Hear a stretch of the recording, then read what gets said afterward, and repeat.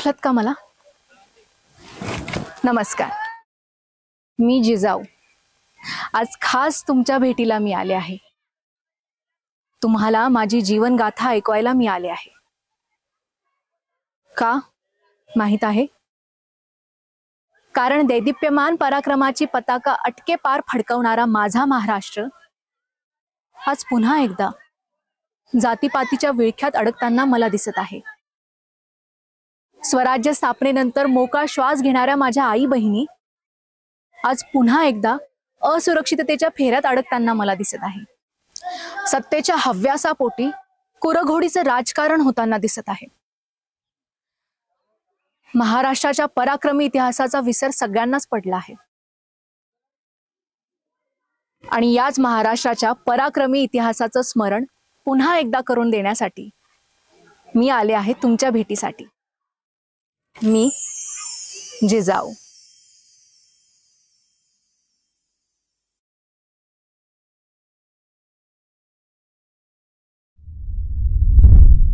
बारा जानेवारी 1598. वेळ पहाटे सकाळी ठीक 6 वाजता. कुलवान, घरंदाज, महापराक्रमी, मुत्सद्दी, मातब्बर लखोजीराजे जाधव आणि त्यांच्या पत्नी म्हाळसाराणी या दाम्पत्याच्या पोटी माझा जन्म झाला. 4 पुत्रांच्या नंतर कन्या रूपाने झालेला माझा जन्म माझ्या आई वडिलांसह सर्वांनाच खूप आनंद देऊन गेला. आणि त्यामुळे माझ्यावर प्रेमाचा खूप वर्षाव झाला हे वेगळं सांगायला नको, नाही का? असं जरी असलं तरी आमचं जाधव घराणं हे महिलांच्या अंगी असलेल्या कर्तृत्वालाही फुलवणारं होतं.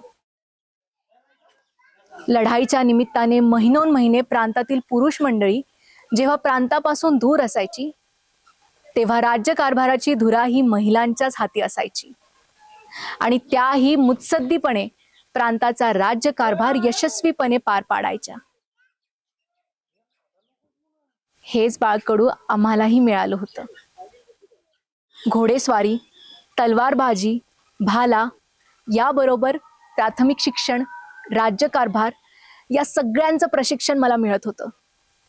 मातृभाषेबरोबरच हिंदी, उर्दू, फारसी आणि कानडी भाषेवर देखील मी प्रभुत्व मिळवलं होतं. माझं व्यक्तिमत्व हे चोहो बाजूंनी समृद्ध होत होतं. पण मी समृद्ध होत असताना माझ्या सभोवतालची परिस्थिती अत्यंत विपरीत आहे हे मला दिसत होतं. माणसं आपली, त्यांचा पराक्रमही आपला, पण त्यांचा वापर होत होता ते परकीयांच्या लाभासाठी. लढाया होत होत्या, माणसं मारली जात होती, आपलीच माणसं आपल्यांना दगा देत होती आणि तेही परकीयांसाठी. हे सगळं पाहून माझं मन सुन्न होत होतं. माझ्या बालमनात प्रश्नांचं काहूर माजत होतं. हे सगळं असह्य झालं की मी माझ्या वडिलांना म्हणायचे, आबासाहेब, आपण युद्ध करता, लढाया करता, यामध्ये मरणारही आपण आणि मारणारही आपण, पण जय विजयाची माळ ही जाऊन पडते मात्र शहा पातशहांच्या गळ्यात. मग आपण तलवार का आणि कुणासाठी चालवतो?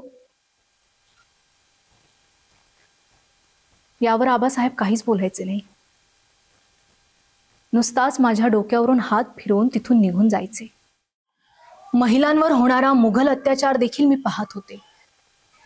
आदिलशाह, कुतुबशाह, औरंगजेब, निजाम यांचे मुघल सरदार ज्या पद्धतीने स्त्रियांची विटंबना करायचे ते सगळं निंदनीय होतं.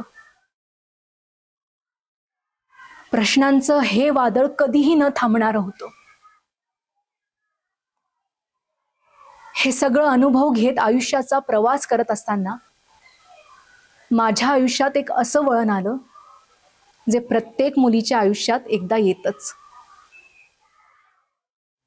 मालोजीराजे भोसले आणि उमादेवी यांचा मुलगा शहाजीराजे भोसले यांच्याशी माझा विवाह संपन्न झाला. जाधव घराण्यासारखंच भोसले घराणं देखील सुसंस्कृत आणि महापराक्रमी होतं.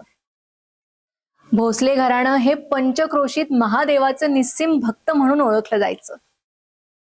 अशा या आध्यात्मिक आणि महापराक्रमी घराण्याची सून म्हणून त्या घराचा उंबरठा ओलांडताना माझा ऊर अभिमानानं भरून आला होता.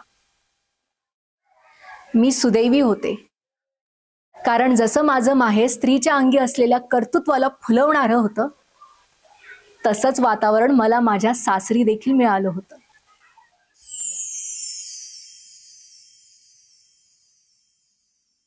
माझे पती शहाजी राजे भोसले हे महापराक्रमी होते याचा सार्थ अभिमान तर मला होताच, पण माझ्याच प्रमाणे त्यांच्याही मनात ही खंत होती की हा पराक्रम परकीयांच्या हितासाठी वापरला जातोय. हे पाहून मला अतीव समाधान वाटले. विचारांचा हा समान धागा काहीतरी नवीन करेल असं वाटत असतानाच एक दुर्दैवी घटना घडली. काय होती ही दुर्दैवी घटना हे जाणून घेण्याची उत्सुकता तुम्हाला असेलच ना. यासाठी पहा मी जिजाऊ बोलते या मालिकेचा दुसरा भाग.